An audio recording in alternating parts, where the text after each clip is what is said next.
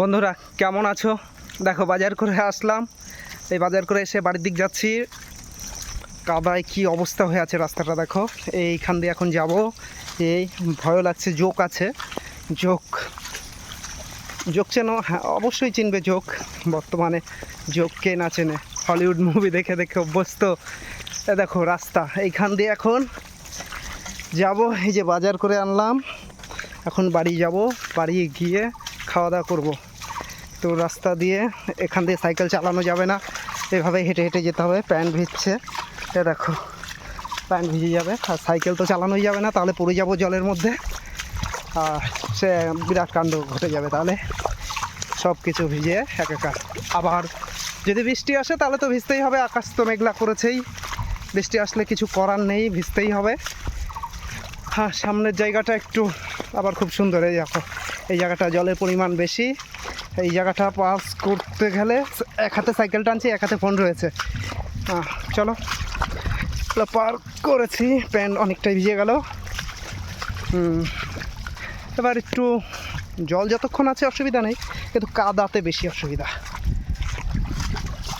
কাদায় সাইকেল বা জুতো ডেবে যাবে। ডেবে যদি একটু কষ্ট হচ্ছে সাইকেল টানতে এক হাতে, কী করব তোমাদের দেখাচ্ছি। দেখো এই জায়গাটা, এইসব জায়গায় বেশি জোক থাকে। জল জোক, স্থল জোক দুটোই এদিকটাই পাওয়া যায়। জোক চোখে পড়ছে না বলা যায় না, আবার বাড়ি গিয়ে দেখবো হয়তো লেগে রয়েছে পায়ের সাথে। দেখো আমি রাস্তার ওই সাইড দিয়ে বেশি কাদা বলে বাগানের ভেতর দিয়ে ঢুকেছি,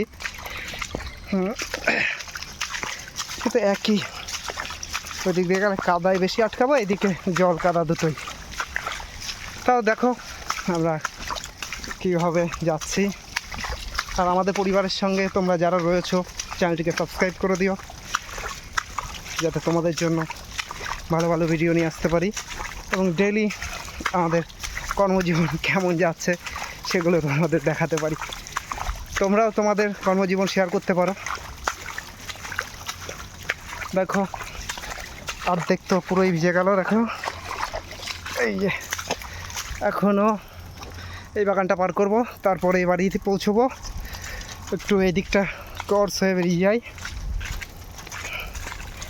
বৃষ্টির মধ্যে এই সব ভেজা রাস্তা কিন্তু হাঁটতে ভালো লাগে, কিন্তু পরিস্থিতির সঙ্গে মোকাবিলা করাটা সবসময় সম্ভব হয়ে ওঠে না।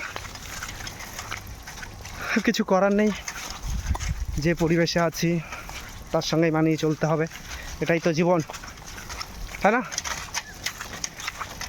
চলো চলে এসছি প্রায়, আর মিনিট দুয়েক। ওই যে দেখতে পাচ্ছ ওই জায়গাটায় যাব। একটু পার করলেই পা চুলকোচ্ছে অলরেডি, তাই না?